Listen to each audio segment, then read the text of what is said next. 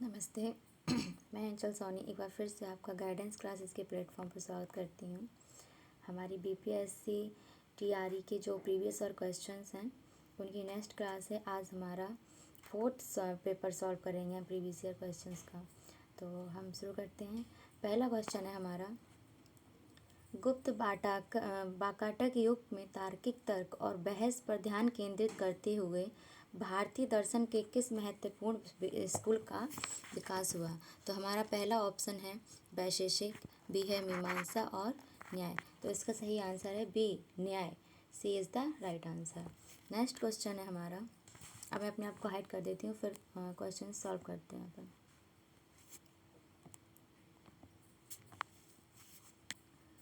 Next हमारा question है कि 1901 में दादा भाई नौरोजी की पुस्तक poverty and un British rule in India के प्रकाशन में सहायक भूमिका निभाई। तो वो निभाई थी ब्रिटिश उपनिवेशवाद द्वारा भारत के आर्थिक शोषण पर प्रकाश डालना। तो हमारा ए option is the right answer. Next हमारा क्वेश्चन है, भारत में पहली सूती कपड़ा मिल किस वर्ष स्थापित की गई थी। 1818 में, 1861 में और 1854। तो वो की गई थी 1818 में। कहाँ पर? मुंबई में। नेक्स्ट हमारा क्वेश्चन है, गदर आंदोलन एक क्रांतिकारी आंदोलन जिसका उद्देश्य भारत में ब्रिटिश शासन को उखाड़ फेंकना था, के नेता कौन थे। तो वो थे Kartar Singh Sarabha. B option is the right answer. Next है, मूला, मस्कट और बोलन क्या हैं। तो ये एक प्रकार के पर्वतीय दर्रे हैं। मूला जो है और जो पाकिस्तान, बोलन, जिस सभी प्रकार जो पर्वतीय दर्रे हैं ये पाकिस्तान के बलूचिस्तान में पाए जाते हैं, मतलब पड़ते हैं वहाँ पे। नेक्स्ट हमारा, रॉयल इंडियन नेवी विद्रोह जिसे बॉम्बे विद्रोह के नाम से भी जाना जाता है किस वर्ष हुआ था। तो ये हुआ था 1946 में। B option is the right answer. Next है, क्राउन शासन के तहत भारत का पहला वायसराय और गवर्नर जनरल कौन था। तो वो था Lord Canning. A option is the right answer. Next question है, 19वीं सदी के अंत में वर्तमान मेघालय के गारो हिल्स क्षेत्र में ब्रिटिश अधिकारियों के खिलाफ आदिवासी विद्रोह में कौन सा आदिवासी नेता शामिल था। तो जगुनाथ शर्मा, रानी गैडिनल्ली और टिकेंद्र जीत सिंह। तो इसका सभी ऑप्शन गलत हैं क्योंकि इसमें जो नेता थे उनका नाम था पातोगन नेंग मिंजा संगमा। तो इसका होगा ई ऑप्शन, उपरोक्त में से कोई नहीं। नेक्स्ट हमारा क्वेश्चन है, सविनय अवज्ञा आंदोलन के दौरान महात्मा गांधी के नेतृत्व में प्रसिद्ध दांडी मार्च ने लगभग दूरी तय की थी। तो वो थी 241 मील। B option is the right answer. Next है, मंगोल साम्राज्य के संदर्भ में यम क्या था। तो यम उस समय एक कुरियर प्रणाली हुआ करती थी। तो B option is the right answer. Next हमारा क्वेश्चन है, प्रथम विश्व युद्ध के दौरान किस ब्रिटिश नीति का उद्देश्य भारत में असहमति को दबाना और नागरिक स्वतंत्रता को कम करना था। तो वो था रॉलेट एक्ट, जिसे हम काला कानून भी कहते हैं। नेक्स्ट है, किस घटना ने राष्ट्रसंघ के प्रभाव और अधिकार में गिरावट की शुरुआत की थी। तो इसका सही ऑप्शन होगा जापान द्वारा मंचूरिया पर आक्रमण, द्वितीय विश्व युद्ध का प्रकोप, एबिसिनिया पर इतालवी आक्रमण। एबिसिनिया का वर्तमान नाम जो है वो इथोपिया है। ठीक है, इसका सही आंसर होना चाहिए ए और सी। तो इसका बनेगा उपयुक्त में से एक से अधिक। नेक्स्ट हमारा क्वेश्चन आता है, 7वीं शताब्दी ईस्वी पूर्व में के दौरान भारत का कौन सा शासक था जो बौद्ध धर्म के संरक्षण और सांस्कृतिक गतिविधियों के समर्थन के लिए जाना चाहता था। तो इसका सही आंसर होगा हर्षवर्धन। नेक्स्ट है, ऑस्ट्रेलिया में किस नीति के कारण आदिवासी बच्चों को उनके परिवारों में व्यवस्थित रूप में निकाला गया। तो इसका सही आंसर है आत्मसात नीति। ए option is the right answer. Next है कि राष्ट्रसंघ की स्थापना किस संधि के परिणाम स्वरूप हुई थी। तो वो हुई थी धरसाई की संधि। C option is the right answer. Next है कि वर्नाकुलर प्रेस एक्ट ने भारतीय भाषाई समाचार पत्रों की स्वतंत्रता पर गंभीर प्रतिबंध लगा दिए। यह किस वर्ष किया गया था। तो वर्नाकुलर प्रेस एक्ट जो था वो हमारा 1878 में आया था। ए option is the right answer. Next हमारा क्वेश्चन है, किस घटना ने खिलाफत आंदोलन के लिए उत्प्रेरक का काम किया था। तो वो थी हमारी वर्साई की संधि। B option is the right answer. Next है, किस असीरियन राजा ने अपनी राजधानी नींचे में एक पुस्तकालय एकत्रित किया था? तो वो किया था असुरवनीपाल 668 से 627 ईसा पूर्व। नेक्स्ट हमारा क्वेश्चन है, 1940 के दशक के दौरान बंगाल में तेभागा आंदोलन ने मांग की किस चीज़ की थी उन्होंने, कि फसल का 1/3 हिस्सा बटाईदारों को दिया जाएगा। तो C option is the right answer. Next हमारा क्वेश्चन,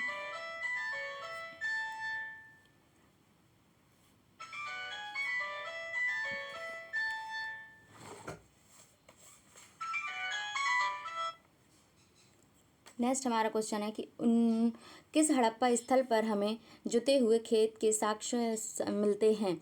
तो वो हमें मिलते हैं कालीबंगन राजस्थान से। नेक्स्ट हमारा क्वेश्चन है, Tata iron and steel company TISCO की स्थापना किस वर्ष हुई जिससे यह भारत में पहली बड़े पैमाने पर स्टील उत्पादक बन गई? तो ये हुई थी 1907। B option is the right answer. Next question है कि 1776 में थॉमस पेन द्वारा किस प्रभावशाली पैम्पलेट के प्रकाशन ने अमेरिकी उपनिवेशवादियों के बीच स्वतंत्रता के लिए समर्थन जुटाने की मदद की थी? तो वो कौन थी? सामान्य ज्ञान। C option is the right answer. Next हमारा क्वेश्चन है कि 1904 में रिवोल्यूशनरी सोसाइटी की स्थापना किसने की जिसका उद्देश्य ब्रिटिश शासन के विरुद्ध सशस्त्र क्रांति करना था? तो वो थे Vinayak Damodar Savarkar, BD Savarkar. A option is the right answer. Next हमारा है कि औपनिवेशिक काल के दौरान रेलवे का भारतीय उद्योगों पर क्या प्रभाव पड़ा? तो आयात को बढ़ावा देकर औद्योगिक विकास में बाधा डाली। ए option is the right answer. Next हमारा क्वेश्चन है, एएसआई के पहले निदेशक कौन थे?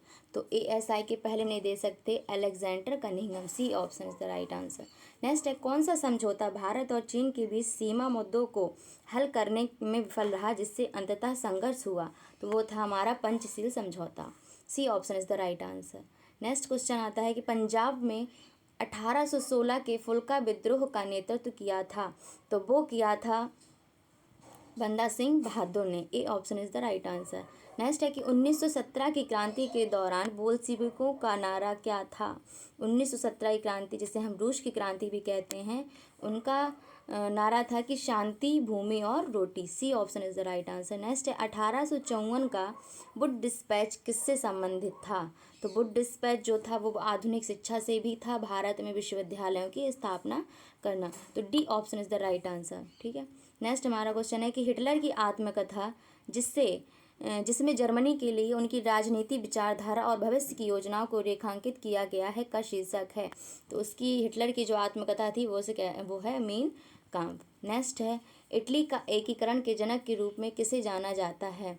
तो इसका सही आंसर होगा ग्यूसेप्पे गैरीबाल्डी। नेक्स्ट क्वेश्चन है कि ताना भगत आंदोलन ब्रिटिश शासन के खिलाफ एक अहिंसक आंदोलन किस भारतीय राज्य के आदिवासी समुदायों के बीच उत्पन्न हुआ था? तो वो किस आदिवासी के बीच हुआ था? झारखंड के आदिवासी समुदाय के बीच। नेक्स्ट है कि मगध की राजधानी राजगृह का प्राकृतिक नाम क्या था? तो प्राकृतिक नाम था राजगृह या फिर गिरिब्रज। नेक्स्ट हमारा क्वेश्चन है, वियतनामी राष्ट्रवादी इतिहास में 1930 के येन बाई विद्रोह का क्या महत्व था? तो उसका महत्व था कि इसने फ्रांसीसी औपनिवेशिक शासन के खिलाफ सशस्त्र प्रतिरोध की शुरुआत को चिन्हित किया।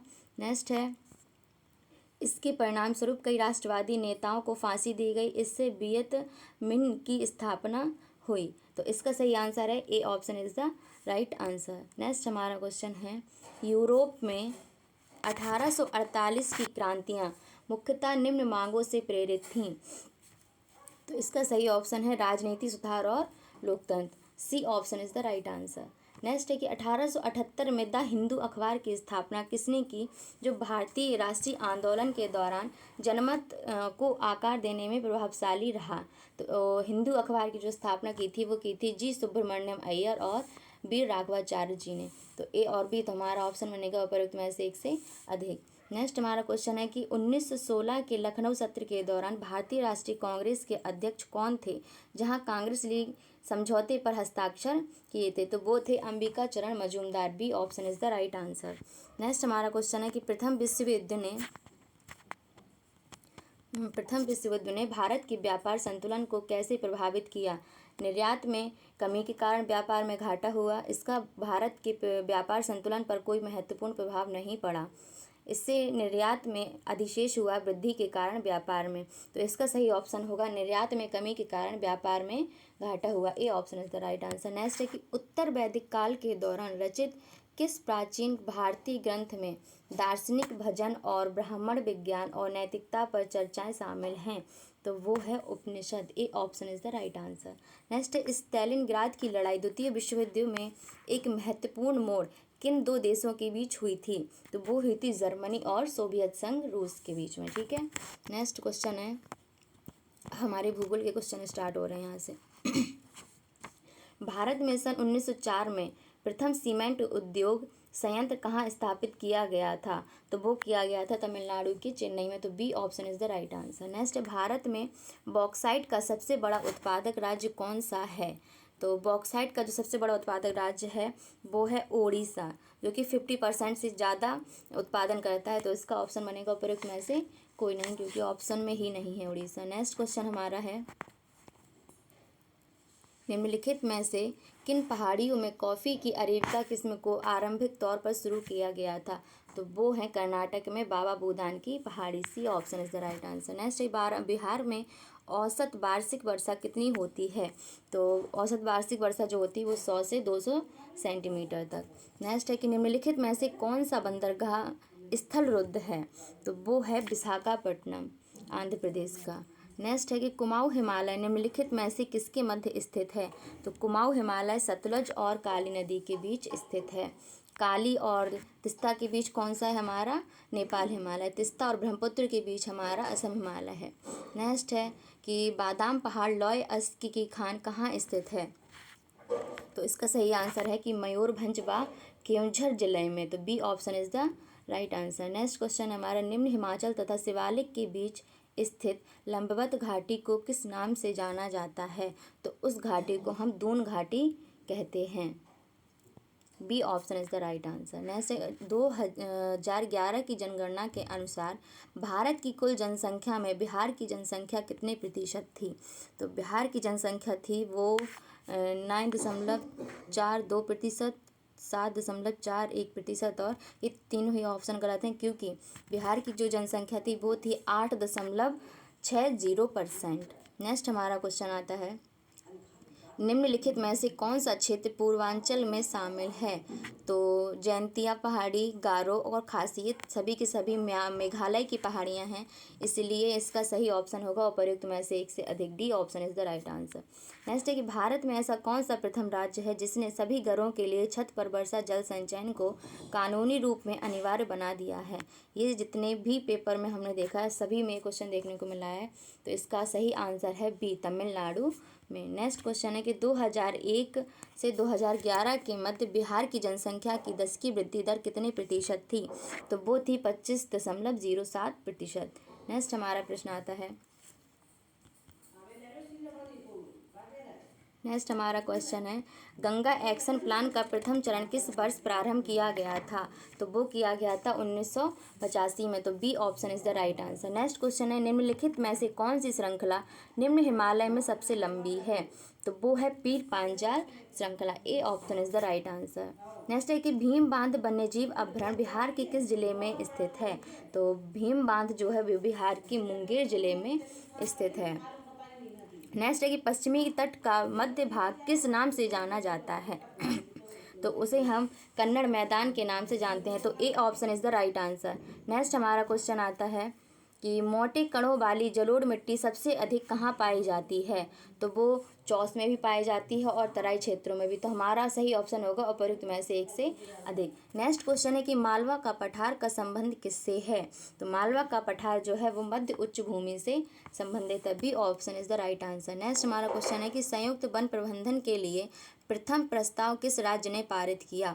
तो वो किया था ओडिशा ने। C option is the right answer. Next है कि भारत में कितनी रेलवे जोन है? तो भारत में 16 रेलवे जोन है। C option is the right answer. Next है राजस्थान का कौन सा जिला मुख्यतः अभ्रक उत्पादन के लिए जाना जाता है? तो राजस्थान का जो है वो अजमेर जिला के अभ्रक उत्पादन के लिए माना जाता है। अगला क्वेश्चन है कि लक्काद्वीप, मिनिकॉय तथा एमन द्वीप का नाम बदलकर लक्षद्वीप कब रखा गया था? तो वो रखा गया था 1973 में। C option is the right answer. Next है कि थॉर्नवेट ने की जलवायु वर्गीकरण के अनुसार पूर्वी बिहार किस प्रकार की जलवायु का प्रतिनिधित्व करती है? तो वो करती है नम उप आर्द्र, जिससे नमी मतलब इसको प्रदर्शित किया गया है CAW से। तो ए option is the right answer. Next हमारा क्वेश्चन आता है वेम्बनाड झील भारत के निम्नलिखित में से किस राज्य में है? तो वेम्बनाड झील जो है वो भारत के केरल राज्य में है। वेम्बनाड झील को ही हम नौकागम्य झील भी कहते हैं। अगला है कि कांबर झील बिहार के किस जिले में स्थित है?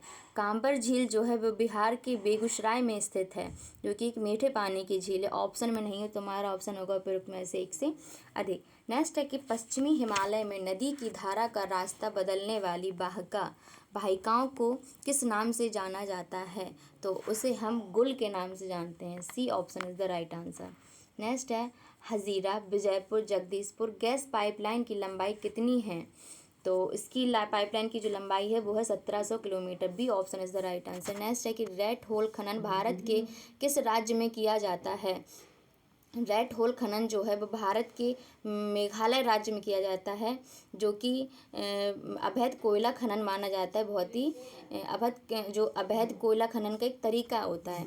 ठीक है। नेक्स्ट है कि बिहार का प्रमुख गन्ना उत्पादन जिला कौन सा है? तो वो है सी ऑप्शन चंपारण में। ठीक है। नेक्स्ट है निम्नलिखित में से कौन सी सिंधु नदी की सहायक नदी कश्मीर क्षेत्र में मिलती है? तो वो उसमें श्योक नदी भी है और नुब्रा नदी भी। तो हमारा ऑप्शन बनेगा उपयुक्त में से एक से अधिक। नेक्स्ट है कि बेतवा नदी निम्नलिखित में से किस दिशा में बहती है? तो बेतवा नदी दक्षिण पश्चिम से उत्तर पूर्व की ओर बहती है। ए option is the right answer. Next है कि भारत के पश्चिमी तट पर स्थित कोंकण रेलवे को किस समस्या का सामना करना पड़ता है? तो उसे मिट्टी का धंसना या ट्रैक का धंसना, सुनामी और भूस्खलन का सामना करना पड़ता है। तो D option is the right answer. Next हमारा प्रश्न आता है कि निम्नलिखित में से कौन सा राज्य बांस ड्रिप सिंचाई प्रणाली के लिए जाना जाता है? तो वो हमारा मेघालय जाना जाता है। मेघालय से हमारे कम से कम 3-4 से क्वेश्चन बन चुके हैं यहाँ पे। नेक्स्ट है कि महानदी का जल तंत्र निम्नलिखित में से किन राज्यों में फैला हुआ है? तो वो मुख्यतः जो है ये ओडिशा और छत्तीसगढ़ में फैला हुआ है और महाराष्ट्र MP में भी है। तो इसका सही ऑप्शन होगा उपयुक्त में से एक से अधिक। नेक्स्ट हमारा क्वेश्चन है कि कटनी में उत्पादित प्रमुख खनिज कौन सा है? तो कटनी में जो उत्पादक है वो है हमारा bauxite. C option is the right answer. Next question है कि पिटी द्वीप जहां मनुष्य का निवास नहीं है किसके लिए जाना जाता है? तो वो जाना जाता है पक्षी अभ्यारण्य। ए option is the right answer. Next है कि सतिया और धुबरी के मध्य राष्ट्रीय जलमार्ग संख्या 2 की लंबाई कितनी है? तो उसकी लंबाई है 891 किलोमीटर, जो कि ऑप्शन में ही नहीं है। तो उपयुक्त में से कोई नहीं। E option is the right answer. Next हमारा क्वेश्चन है कि निम्नलिखित में से कौन सा शहर सिंधु व गंगा नदी प्रणालियों के जल विभाजक पर स्थित है? तो वो है अम्बाला। ठीक है। C option is the right answer. Next हमारा क्वेश्चन है कि निम्नलिखित में से कौन से प्रमुख आम उत्पादक राज्य हैं? यहाँ पे काम लिखा है पर वो आम उत्पादक राज्य हैं। तो इसका आंसर होना चाहिए, इसमें गुजरात भी है, कर्नाटक भी है, आंध्र प्रदेश, तेलंगाना भी है। तो इसका सही ऑप्शन होगा उपयुक्त में से एक से अधिक। नेक्स्ट क्वेश्चन है कि बेनूर जहाँ अत्याधुनिक सिंचाई कार्यों के साक्ष्य मिले हैं कहाँ पर स्थित है? तो वो है कर्नाटक में स्थित। ठीक है। ए option is the right answer. अब हमारे यहाँ से इकोनॉमिक्स के क्वेश्चन स्टार्ट हो रहे हैं। निम्नलिखित में से कौन सा एक कवक मुर्गी रोग है? कैंडियासिस, रानीखेत या फाउल पॉक्स? इसका सही आंसर है एस्परजिलोसिस, जिसे हम ब्रूडर निमोनिया भी कहते हैं। इससे क्या होता है, जो अपन लोग सांस लेते हैं उससे जो वायरस होते हैं उससे हमारे श्वसन में जो दिक्कत आती है उसी को हम एस्परजिलोसिस कहते हैं। तो इसका ऑप्शन में ही नहीं है, तो हमारा ऑप्शन बनेगा उपरोक्त में से कोई नहीं, D option is the right answer. Next कि पश्चिमी बंगाल में निम्नलिखित गैर धात्विक खनिज का भंडार है। इसका सही आंसर होगा चूना और पत्थर, B option is the right answer. Next कि बिहार की प्रमुख बहुउद्देशीय नदी घाटी परियोजना किससे संबंधित है, मतलब कौन कौन सी है, तो सोन नदी घाटी भी है, गंडक नदी घाटी भी है और कोसी नदी घाटी भी है। तो इसका सही आंसर होगा उपर्युक्त में से एक से अधिक, D option is the right answer. Next हमारा क्वेश्चन है कि प्रथम कृत्रिम उपग्रह का नाम क्या था। इसका सही ऑप्शन है बी, आर्यभट्ट। नेक्स्ट हमारा क्वेश्चन है कि किस दशक में भारत में राशनिंग व्यवस्था शुरू की गई थी। तो वो की गई थी 1940 में, B option is the right answer. Next हमारा क्वेश्चन है निम्नलिखित में से कौन सा विश्व स्तर पर लोगों को जोड़ने में भूमिका नहीं निभाता है। इसका सही आंसर है उपग्रह प्रसारण और इंटरनेट तो क्या भूमिका निभाते हैं, पर जो कंपनियां हैं वो संचार के एकदम से नहीं निभाती हैं। तो इसका ऑप्शन बनेगा बी, मगर बीपीएससी ने इसका सही आंसर उपरोक्त में से कोई नहीं माना है, ठीक है, पर इसका सही आंसर है बी। नेक्स्ट हमारा क्वेश्चन है कि निम्न प्रदेशों में भारत का कौन सा एक प्रदेश सबसे बड़ा तांबा उत्पादक है। तो वो है Madhya Pradesh, C option is the right answer. Next question है कि आमतौर पर औद्योगिक रूप से विकसित शहरी केंद्र निम्नलिखित में से किससे घिरे होते हैं।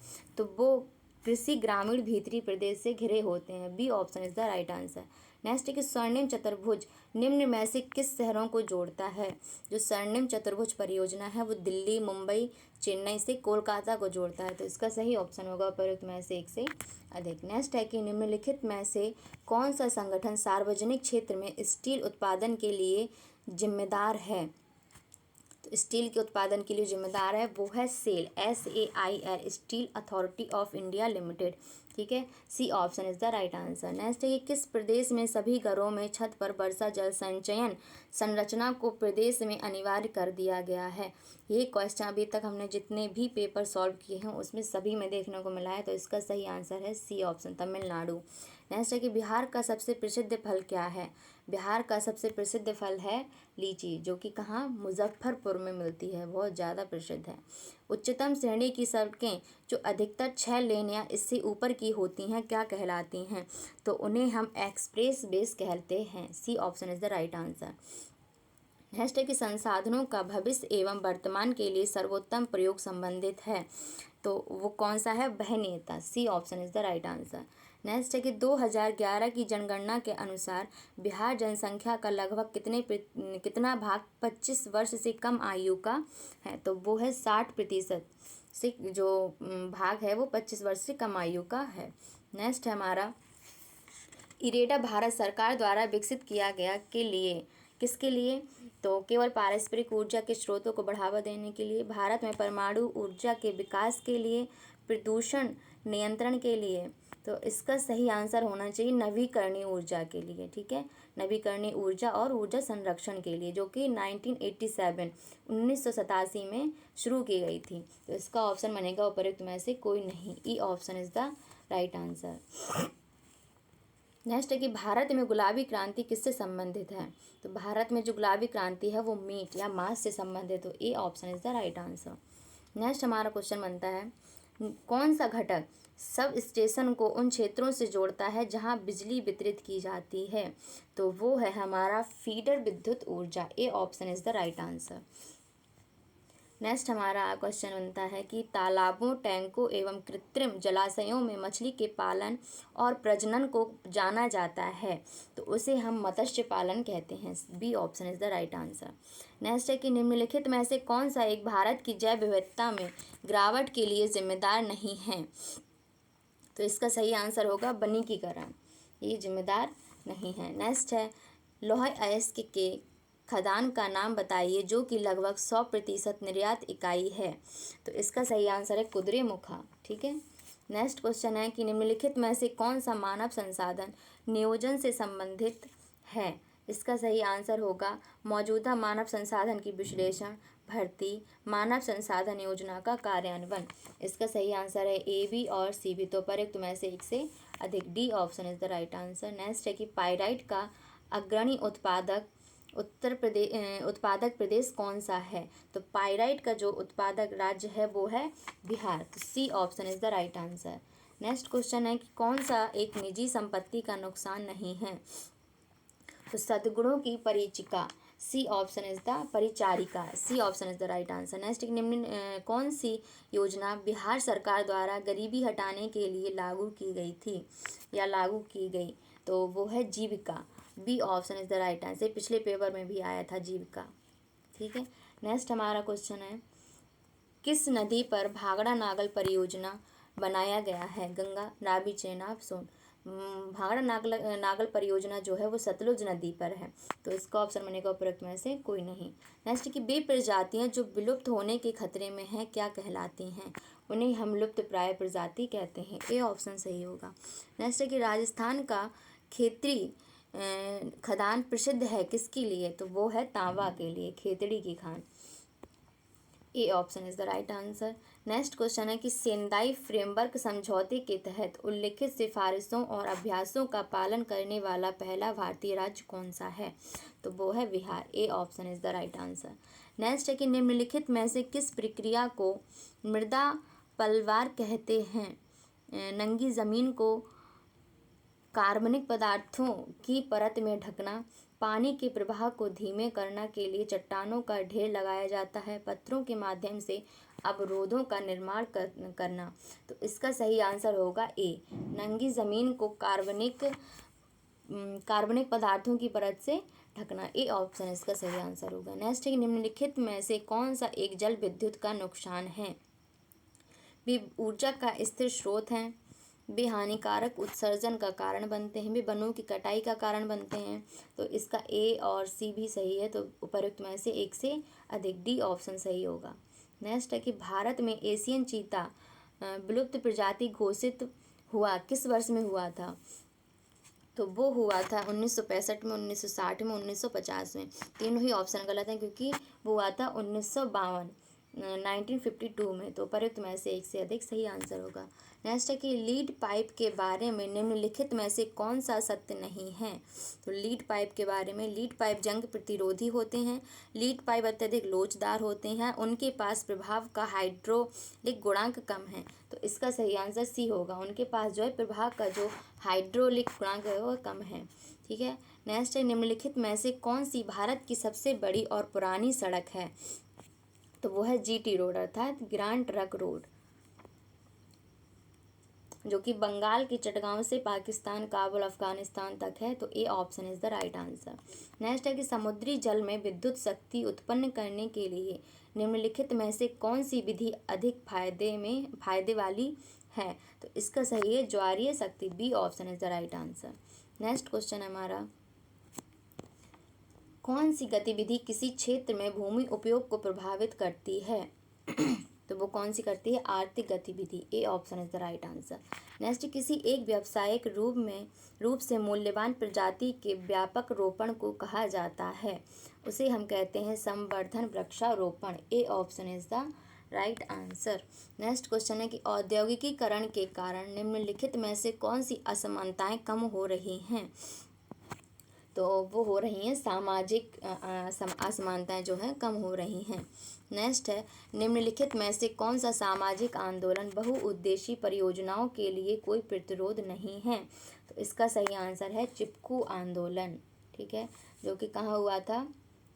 वर्तमान उत्तराखंड में। ठीक है, नेक्स्ट हमारा क्वेश्चन है कि भारत सरकार ने 2023-24 के लिए अन्न उत्पादन का लक्ष्य तय किया है। तो वो किया है 332 million ton. C option is the right answer. अब हमारे पॉलिटी क्वेश्चन स्टार्ट हो रहे हैं कि भारत में प्रत्येक नागरिक के मूल कर्तव्य हमारे संविधान में निम्न में से किस संवैधानिक संशोधन द्वारा जोड़े गए थे? तो वो जोड़े गए थे 42वें संविधान संशोधन द्वारा। ए ऑप्शन सही होगा। नेक्स्ट है कि समान पारिश्रमिक अधिनियम भारत में निम्न में से किस वर्ष अस्तित्व में आया था? तो वो आया था 1976 में। ए ऑप्शन सही होगा। नेक्स्ट है कि न्याय युद्ध के रूप में ज्ञात आंदोलन का हरियाणा में निम्न में से किस नेता द्वारा नेतृत्व किया गया था? तो वो किया गया था देवीलाल द्वारा। ए option is the right answer. निम्न में से स्वतंत्र भारत में कौन से राज्य भाषाई आधार पर निर्मित किए गए थे? तो उसमें महाराष्ट्र और गुजरात, तमिलनाडु एवं कर्नाटक, आंध्र प्रदेश एवं हरियाणा। आंध्र प्रदेश तो सबसे पहला भाषाई आधार पर गठित होने वाला राज्य था। इसमें देखिए महाराष्ट्र भी है, गुजरात भी है और आंध्रा। तो इसका सही ऑप्शन बनेगा उपर्युक्त में से एक से अधिक, D option is the right answer. Next हमारा क्वेश्चन है कि सूचना का अधिकार भारत में है। भारत में कैसा अधिकार है? कानूनी है, मूल अधिकार है या फिर सामाजिक अधिकार है? तो ये एक मौलिक अधिकार है। B option is the right answer. Next हमारा क्वेश्चन आता है, निम्न में से ब्रिटिश भारत ने वनोन्मूलन का प्रमुख कारण कौन सा था? पहला है रेलमार्ग एवं इसके संजाल के प्रसार हेतु स्लीपरों की बढ़ती हुई आवश्यकता को पूरा करना, शाही जल सेना हेतु इमारती लकड़ी की आपूर्ति करना, या फिर उन्नति के चिन्ह के रूप में जुताई हेतु भूमि सुधार करना। तो इसका सही आंसर है सी, उन्नति के चिन्ह के रूप में जुताई हेतु भूमि सुधार करना। नेक्स्ट हमारा क्वेश्चन है कि राष्ट्रीय मानवाधिकार आयोग निम्न में से किस वर्ष स्थापित हुआ था या स्थापित किया गया था? तो इसका सही आंसर है 1993। ए option is the right answer. Next हमारा क्वेश्चन है कि भारत की संविधान निर्मात्री सभा ने निम्न में से मुख्यतः किन मामलों पर समितियों की सहायता से कार्य करना पसंद किया था? तो इसका सही आंसर होना चाहिए कि राजनेता सरकार की विभिन्न समूहों की मांगों के प्रति प्रतिक्रिया, राजनेताओं का किसी समुदाय की मांगों को उठाने के प्रति दृष्टिकोण, भारत में लोगों का अपनी पहचान हेतु दृष्टिकोण। तो इसका देखिए बी ऑप्शन भी सही है और सी ऑप्शन भी, तो हमारा बनेगा डी, उपर्युक्त में से एक से अधिक। नेक्स्ट हमारा क्वेश्चन है, निम्न में से भारत में रूसी क्रांति का किसको प्रभाव कहा जाता है? तो देखिए इसका हो सकता है कि जवाहरलाल नेहरू एवं रविंद्रनाथ टैगोर की रूस यात्रा, आर.एस. अवस्थी द्वारा 1920-21 में रेड इंडियन रिवॉल्यूशन पुस्तक का प्रकाशन, 1920 के दशक में भारत मध्य के साम्यवादी दल का गठन होना। तो इसका देखिए सी और आंसर ए भी सही है, तो हमारा बनेगा D option is the right answer. Next कि निम्न में से भारत में मंडल आयोग गठन के समय देश में कौन प्रधानमंत्री था थे? तो वो थे हमारी Morarji Desai. C option is the right answer. Next है, निम्न में से भारत में धर्मनिरपेक्षता की कौन सी मौलिक विशेषता है? यह गत्यात्मक धर्मनिरपेक्षता है, यह प्रगतिशील धर्मनिरपेक्षता है, यह प्रबुद्ध धर्मनिरपेक्षता है। तो इसका सही ऑप्शन होगा D option is the right answer.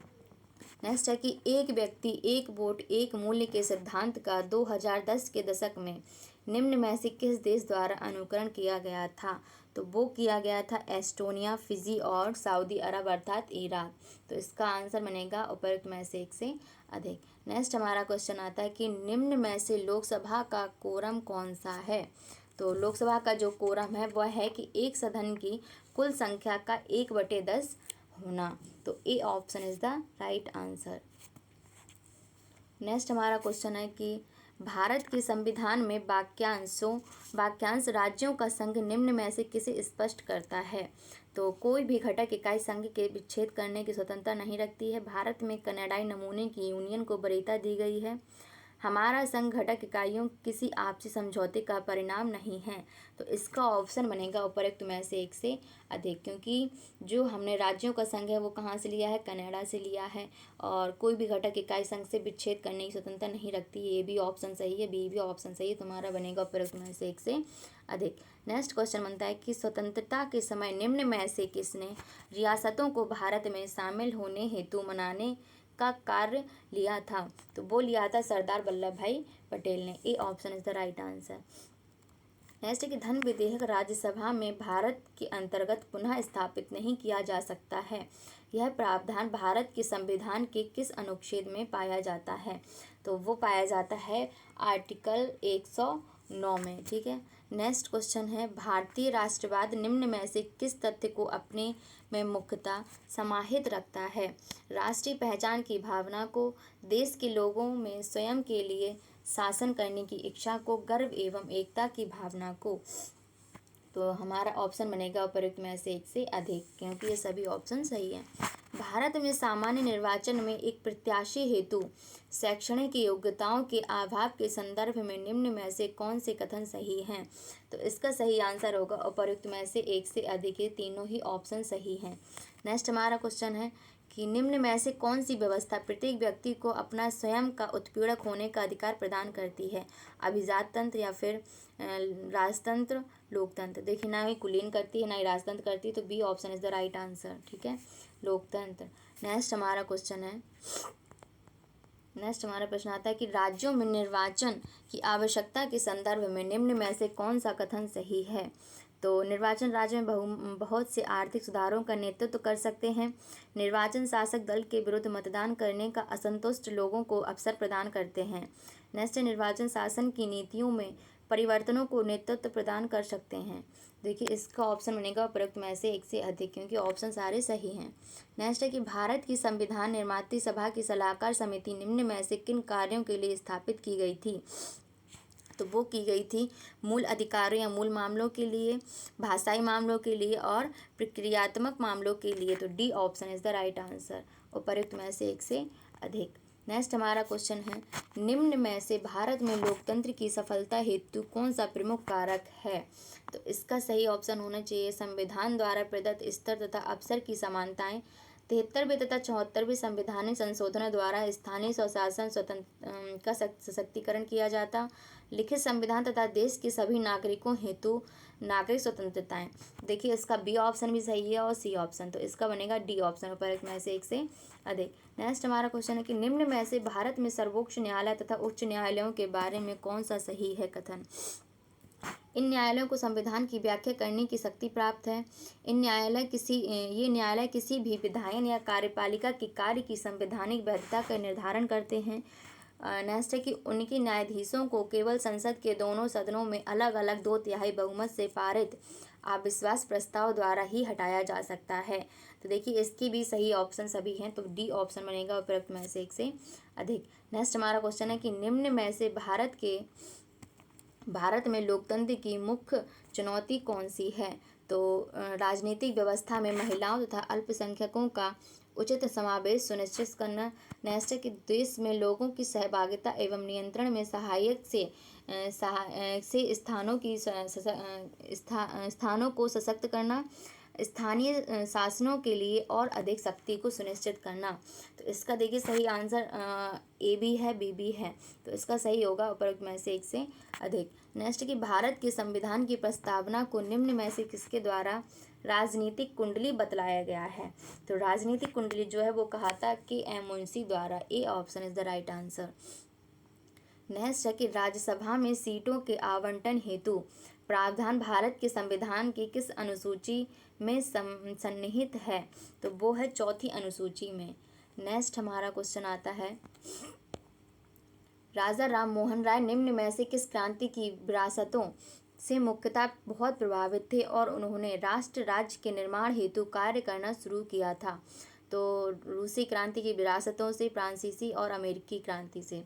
तो देखिए, यहाँ पे तीनों ऑप्शन सही हैं, क्योंकि उन्होंने जो है राष्ट्र के निर्माण हेतु कार्य करना शुरू किया था। तो D option is the right answer. Next है कि भारत के राजनीतिक दलों की सूची को उनके स्थापना वर्ष की सूची से सम्मिलित कीजिए तथा सूचियों के लिए कोट मैचिंग करना है इसमें। पहला है कि अखिल भारतीय तृणमूल कांग्रेस की स्थापना किस वर्ष हुई थी? तो अखिल भारतीय जो तृणमूल की स्थापना हुई थी वो 1998 में हुई थी। नेक्स्ट है कि बहुजन समाज पार्टी, तो बहुजन समाज पार्टी की स्थापना हुई थी 1984 में। नेक्स्ट है कि बीजेपी की स्थापना, तो बीजेपी की स्थापना हुई थी 1980 में। अगला है भारत का साम्यवादी मार्क्सवादी और साम्यवादी दल, इसका सी हो जाएगा। तो पहले का 4, बी का 2, बी का ए, सी का 2, A C option is the right answer. Next हमारा क्वेश्चन है कि डॉक्टर BR अम्बेडकर निम्न में से किस तिथि को प्रारूप समिति के अध्यक्ष नियुक्त किए गए थे? तो वो कि 14 सितंबर 1949 को, 26 नवंबर 1949 को, 29 अगस्त 29 अगस्त को तो किए गए थे, पर 1949 में ना होकर के 1947 में हुए थे। तो इसका बनेगा उपरोक्त में से कोई नहीं, तीनों ही ऑप्शन गलत हैं। नेक्स्ट हमारा क्वेश्चन है, निम्न में से 1928 में मोतीलाल नेहरू तथा अन्य द्वारा एवं 1931 में भारतीय राष्ट्रीय कांग्रेस के कराची अधिवेशन द्वारा प्रारूपित भारत के संविधान की कौन सी सामान्य विशेषता थी? तो स्वतंत्रता, समानता का अधिकार, अल्पसंख्यकों के अधिकारों का संरक्षण, सार्वभौमिक वयस्क मताधिकार। तो इन्हीं तीनों ही ऑप्शन सही हैं, तो D option is the right answer. Next है, निम्न में से कौन सा कथन भारत में समानता के अधिकारों के बारे में सही है? तो यह अधिकार नकारात्मक समानता की परिकल्पना नहीं करता, बिल्कुल सही है। यह अधिकार अभेद्यता को शाश्वत करने के लिए प्रयुक्त नहीं किया जा सकता। अगला है कि समान को समान माना जाना चाहिए। तो इसके देखिए सभी ऑप्शन सही हैं, तो इसका बनेगा डी आंसर, उपरोक्त में से एक से अधिक। नेक्स्ट हमारा क्वेश्चन है, निम्न में से किसने परिभाषित किया था कि लोकतंत्र एक ऐसा शासन होता है जिसमें प्रत्येक का एक भाग होता है? तो ये दी थी सर जॉन सीले ने। ए option is the right answer. Next है, निम्न में से किसने भारत के संविधान को वकीलों का स्वर्ग बतलाया है? तो वकीलों का स्वर्ग जो कहा था वो आइवर जेनिंग्स ने कहा था। C option is the right answer. Bharat में संविधान निर्मात्री सभा के लिए निर्वाचन हुए थे जुलाई 1946 में। ए option is the right answer. Next है कि निम्न में से जनवरी 2019 तक लोकसभा में अनुसूचित जाति एवं जनजाति के लिए कितनी सीटें आरक्षित थीं? तो कितनी थी? 84 सीटें जो है अनुसूचित जनजाति तथा 47 अनुसूचित जो है जनजातियों के लिए आरक्षित की गई। C option is the right answer. Next हमारा क्वेश्चन है कि निम्न में से किस काल के अंतर्गत मुख्यतः भारत में ब्रिटिश शासन के दौरान नवीन प्रकार की राजनीतिक चेतना की वृद्धि हुई थी? तो वो हुई थी इसका सही आंसर होना चाहिए 19वीं शताब्दी के द्वितीय अर्धकाल के दौरान।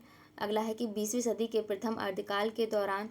नेक्स्ट है 19वीं सदी के प्रथम अर्धकाल के दौरान। तो वो हुआ था 19वीं सदी के द्वितीय अर्धकाल के दौरान। ए option is the right answer. Next है कि राष्ट्रपति के निर्वाचन से संबंधित विवाद भारतवर्ष के अंतर्गत निम्न में से किसके द्वारा निर्णित किए जाते हैं? तो वो सुप्रीम कोर्ट के द्वारा किए जाते हैं। B option is the right answer. Next है कि निम्न में से किसने टिप्पणी की थी कि लोकतंत्र चेतन और अपचेतन मन की एकता है?